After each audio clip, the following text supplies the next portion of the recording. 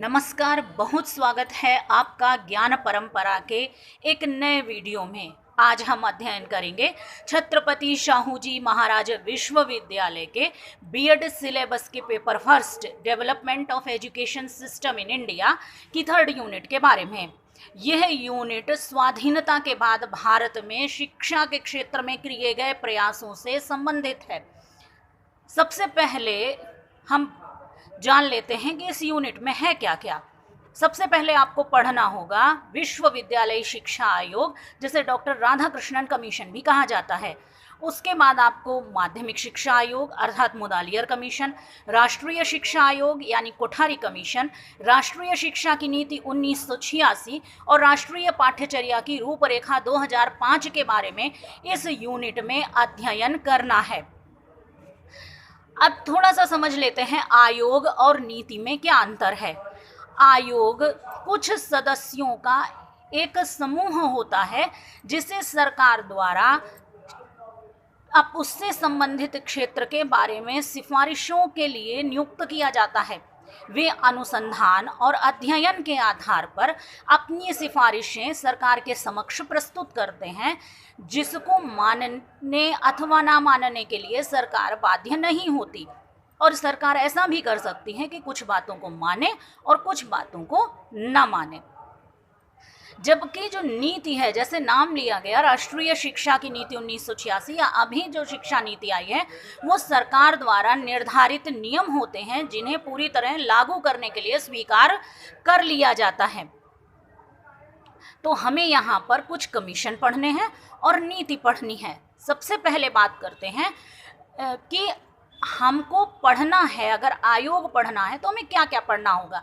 जब भी कोई आयोग शिक्षा के क्षेत्र में नियुक्त होता है तो एक तो वो वर्तमान स्थिति के बारे में बात करता है, उसके बाद शिक्षा के उद्देश्य क्या हो इस बारे में वह बात करता है, शिक्षा का संगठन कैसा हो, उसकी वित्त व्यवस्था कैसी हो वो बात करता है, पढ़ाया क्या जाए यानी पाठ्यक्रम के बारे में बात करता है, विद्यालयों का स्वरूप कैसा हो इस बारे में बात करता है, शिक्षक किस प्रकार के नियुक्त हो, उनकी योग्यता क्या हो, प्रशिक्षण कैसा हो, उनको वेतनमान कैसा दिया जाए इस बारे में बात करता है, विद्यार्थियों को क्या क्या सुविधाएं मिलनी चाहिए इस बारे में बात करता है, परीक्षाएं किस प्रकार ली जाएं इस बारे में बात करता है।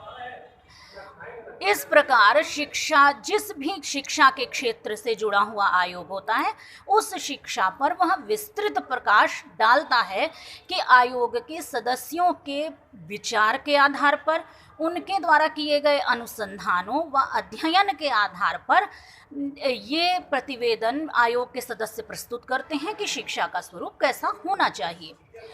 तो अब अध्ययन करते हैं डॉक्टर राधाकृष्णन कमीशन का।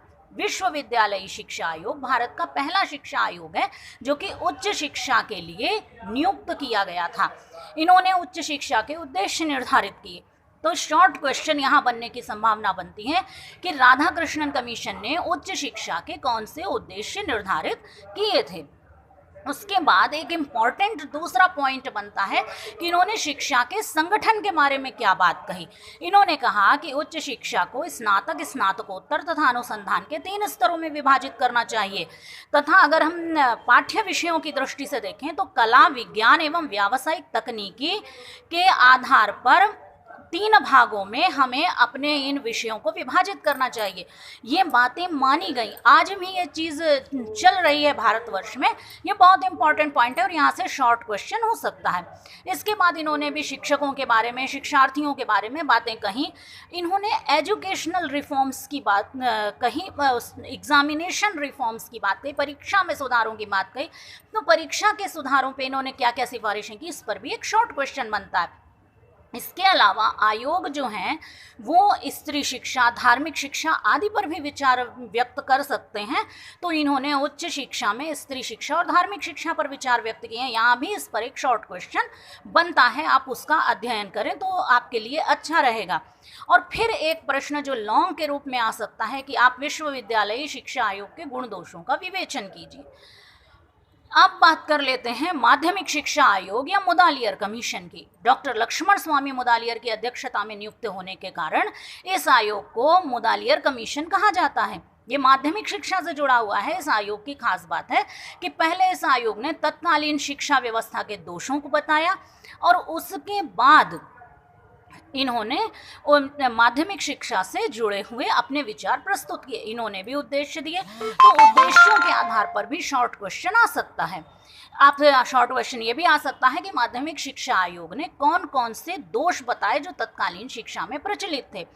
इसके बाद इन्होंने शिक्षा के संगठन के बारे में, माध्यमिक शिक्षा के संगठन के बारे में इन्होंने कहा कि 3 वर्षीय निम्न माध्यमिक पाठ्यक्रम होना चाहिए और 4 वर्षीय उच्च माध्यमिक पाठ्यक्रम होना चाहिए।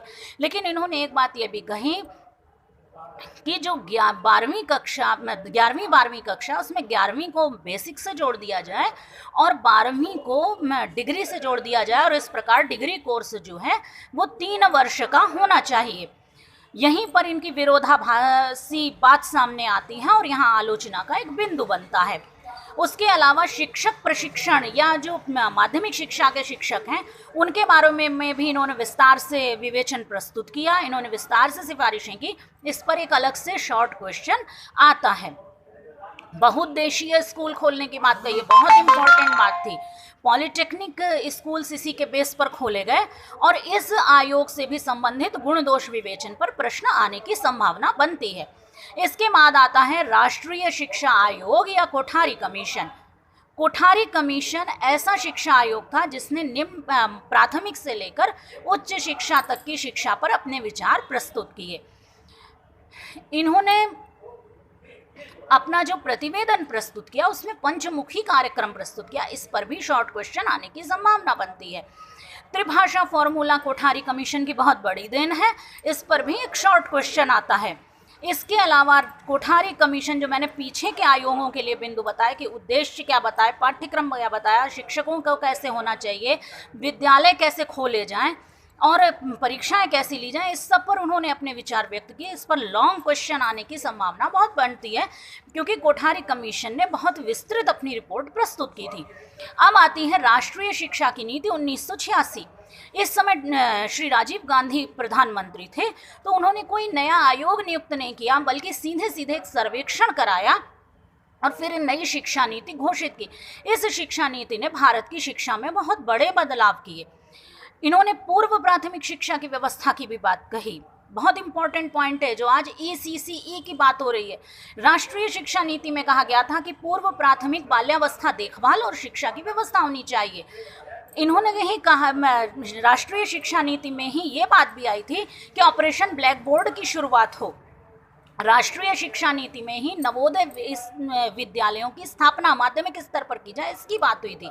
और उच्च शिक्षा में दूरस्थ शिक्षा को बढ़ावा दिया जाए, इसकी भी बात हुई थी। शिक्षक प्रशिक्षण के लिए इन्होंने डाइट की स्थापना की बात की थी, इसी राष्ट्रीय शिक्षा नीति में ऐसा हुआ था। CIET की स्थापना की बात हुई थी, college of teacher education CTE की स्थापना की बात हुई थी। और इसके अलावा शिक्षा के जितने पक्ष हैं, स्त्री शिक्षा पर, अनुसूचित जाति जनजाति के बच्चों की शिक्षा पर, धार्मिक शिक्षा पर, इन सभी पर अपना विचार राष्ट्रीय शिक्षा नीति ने प्रस्तुत किया था और बाकायदा सभी की शिक्षा की बात कही थी। उसके बाद इस पर भी लॉन्ग क्वेश्चन आने की संभावना, इससे कई शॉर्ट क्वेश्चन भी बन सकते हैं, कई लॉन्ग क्वेश्चन भी बन सकते हैं। तो आप इसको विस्तार से तैयार करें तो आपके लिए ज़्यादा ठीक होगा। और उसके बाद आता है राष्ट्रीय पाठ्यचर्या की रूपरेखा 2005, NCERT द्वारा जारी की गई थी। इसमें रचनावाद पर विशेष बल दिया गया था, बच्चे खुद ज्ञान का निर्माण करें, इस पर भी विशेष बल था। इन्होंने मुख्य रूप से कहा था कि ज्ञान को जीवन से जोड़ा जाए, तो आप इस पर शॉर्ट नोट तैयार करें तो आपके लिए अच्छा होगा। एक लॉन्ग क्वेश्चन मिलने की इस यूनिट से संभावना है और छोटे छोटे शॉर्ट क्वेश्चंस जो हमने मेन पॉइंट बताए उससे मिलने की संभावना है। ऐसे ही एक वीडियो के साथ आपसे पुनः भेंट होगी। धन्यवाद।